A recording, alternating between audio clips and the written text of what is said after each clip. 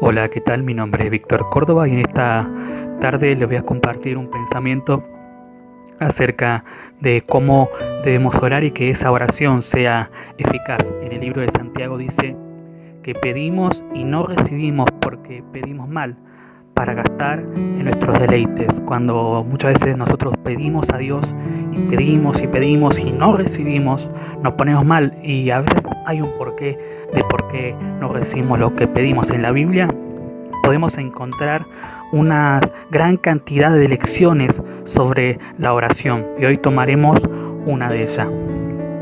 David había traído el arca una vez más a su casa, a Israel, pero por dentro de él había un sentimiento de tristeza, de amargura, porque veía que el arca estaba guardada en una tienda, en un lugar quizás rústico, quizás no el adecuado para el arca, mientras que él, siendo el rey, siendo también un hombre, por otro lado, estaba viviendo en un palacio. Por eso David decide crear el templo, empieza a proyectarse en el templo, a pensar en él, a planificarlo, y Dios vio aquel sentimiento en el corazón de David y le da una promesa que sería bueno poder hoy meditar en ella, en el libro de Samuel, segunda de Samuel, capítulo 7, verso 12 en adelante.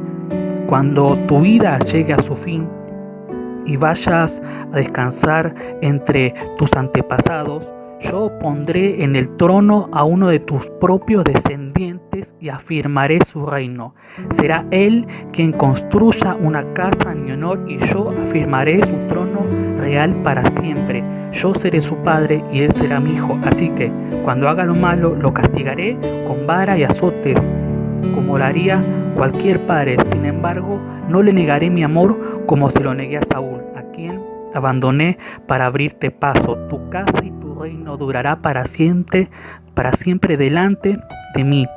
Tu trono quedará establecido para siempre. Esta es una promesa que Dios le da a David al ver ese sentimiento que él tenía en su corazón. Nosotros entendemos que el arca de Dios representa a la presencia de Dios. Y acá está la primera pregunta para poder hacer eficaz nuestra oración y para poder hacer importante y que valga la pena nuestra vida devocional. El arca, como dije, que representaba la presencia de Dios. Y ahora mi pregunta es, ¿dónde estaba Jesús en tu vida? ¿Dónde se encuentra? ¿Él está en una tienda, en una carpa, fuera de nuestra casa? Hay un refrán que dice que dentro del corazón del hombre se encuentra un trono y una cruz. Y todo depende de dónde se encuentre Jesús. Si vos pones a Jesús en la cruz y vos te sentás en el trono, tu vida quizás va a estar dominada por vos y no va a estar dominada por Cristo, porque Cristo va a estar crucificado, colgado y sin una vida sin eficacia en tu vida. Pero todo cambia cuando cambiamos de lugar y nos ponemos a nosotros en la cruz, donde morimos a nuestros deleites, donde morimos a nuestros propios sueños, donde morimos a lo que nosotros deseamos y lo sentamos a Cristo en el trono para que Él gobierne. Esa es la primera lección que puedo darte acerca de la oración, que todo cambia el lugar donde esté Cristo. Si vos sentás a Cristo en el trono y vos te crucificás y vos estás muerto en la cruz, tu vida devocional va a cambiar para siempre. Y comenzando después de esta promesa, en el libro de segunda de Samuel, como estábamos hablando, capítulo 7, verso 18, comienzan las lecciones de David, porque David hace una oración después de recibir esta promesa. En el verso 18 está la primera o la segunda lección que puedo darte acerca de la oración. Dice: luego el rey David se presentó ante el Señor y le dijo: Señor Dios, ¿quién soy yo y quién es mi familia para que me has hecho llegar tan lejos? Dice. Como si esto fuera poco, Señor, también has hecho promesas a este siervo suyo en cuanto al futuro de su dinastía. Tal es tu plan para los hombres, Señor Dios. ¿Qué más puedo decir tu siervo David que tú no sepas, Señor? Has hecho estas maravillas en cumplimiento de tu palabra, según tu voluntad la has revelado a tu siervo. ¿no? Después de él escuchar estas promesas, David comienza a darnos una lección acerca de la oración. Nosotros, al momento de orar, no debemos presentarnos prematuramente a la oración, no debemos ir apresurados a hablar con Dios, sino debemos meditar primero en quién es Dios, en muchas cosas antes de orar.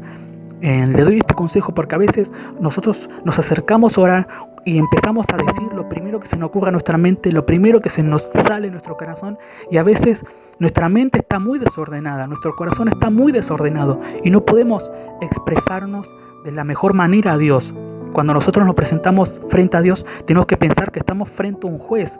Y como si nosotros fuéramos un abogado, al presentar una demanda, no puede un abogado presentarse y improvisar los argumentos, improvisar lo que va a decir la defensa, sino que tiene que antes planear.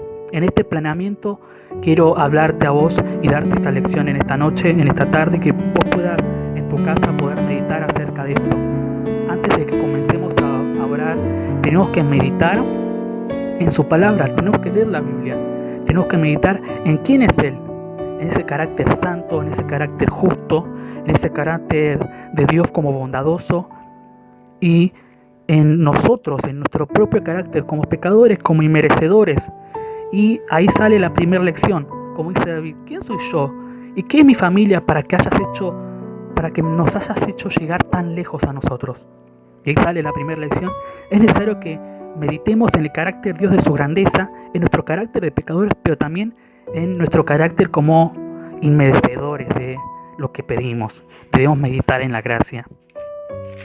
La segunda lección que es importante está en el verso 22 de 2 de Samuel, capítulo 7.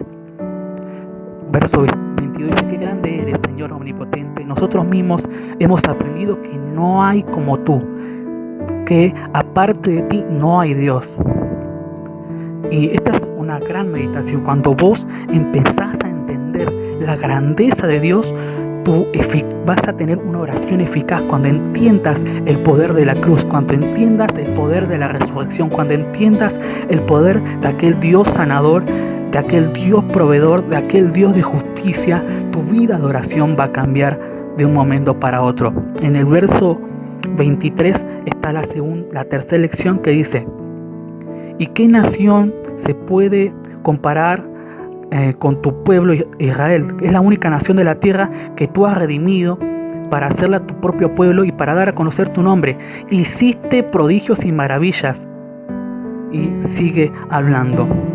Nosotros debemos meditar también en el momento de orar, y antes de orar, meditar en sus obras y sus promesas. Tenemos que pensar en lo que Él hizo y lo que Él dijo que va a hacer, y tomarnos de eso, para que nuestras oraciones sean escuchadas, sean eficaces. Necesitamos colocar a Cristo en el trono y morir a nosotros mismos. Tenemos que entender nuestro carácter de pecadores y su inmensa gracia, que no merecemos lo que pedimos. En oración tenemos que meditar de lo grande que Él es y su poder para lograr lo que a Él le parezca, y tomarnos de sus promesas. En este momento le pido a Dios que nos enseñe a todos nosotros a poder acercarnos a Él, y acercarnos a Él de manera eficaz.